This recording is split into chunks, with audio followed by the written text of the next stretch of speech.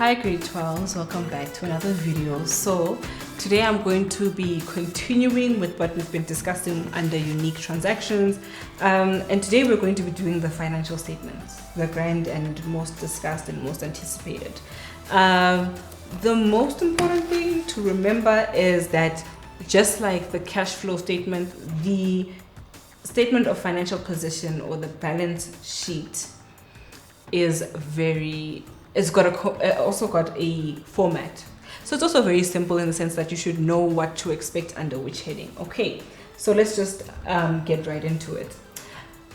Obviously we start with, it's divided into two main portions, which is your assets and your equity plus liabilities, right? So which is your assets right there and your equity plus liability. Those are the two main categories, right?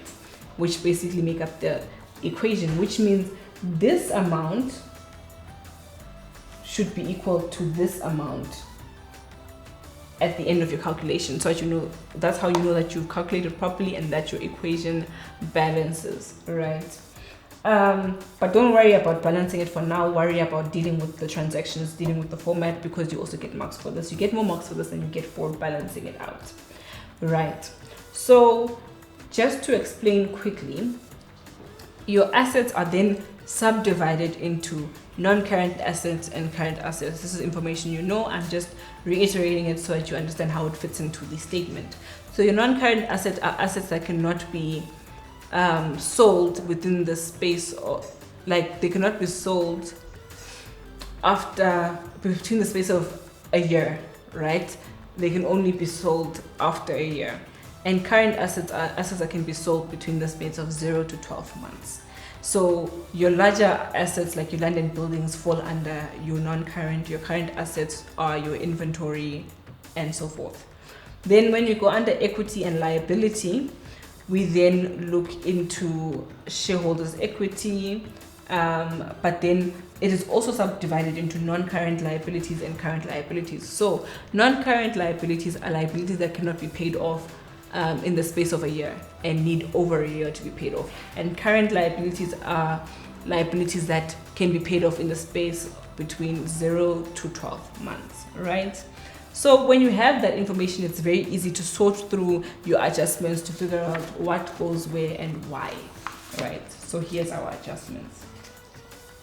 So from part A, which is a list of balances extracted on the 29th of February at the end of the financial year. Also take note of the end of the financial year and when that is, so that when you get an adjustment that overlaps or is before, then you know to either ignore it or how to deal with it.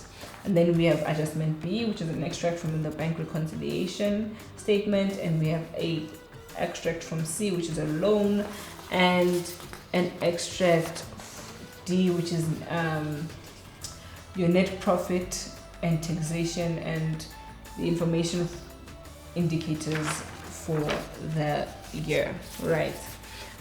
So the first thing we're going to do here is to figure out what fits where, right? Under non-current assets, it is your fixed assets.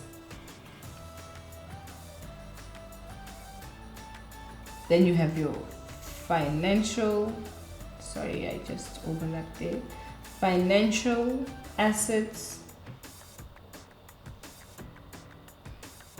which is a fixed deposit, right? All of these are things you'll find in the balances listed. Fixed deposit, my bad. Fixed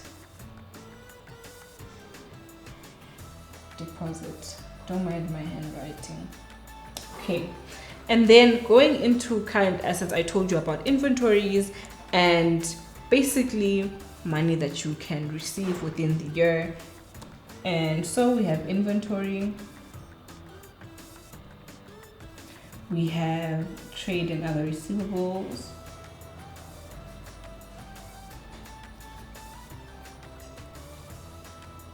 you can pretty much fill in the statement without the adjustments too, because it's standard. But there are some accounts that need to be included as per transaction. So, and then there's cash and other cash equivalents.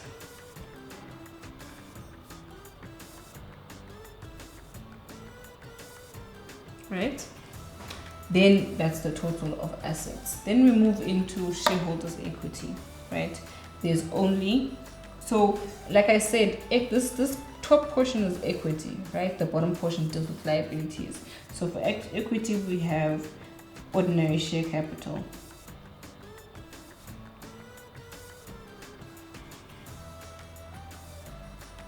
right? And then for non-current liabilities, the only one we have is a short-term loan. And yeah, a loan. Then for our current liabilities, we have trade and other payables. My bad, not a short-term loan, a long-term loan, because that's how it is, non-current. So where there's a short-term loan that is stated, they will let you know there's a short-term loan, and then it can go under current liabilities. So trade and other payables. And then the current portion of the loan.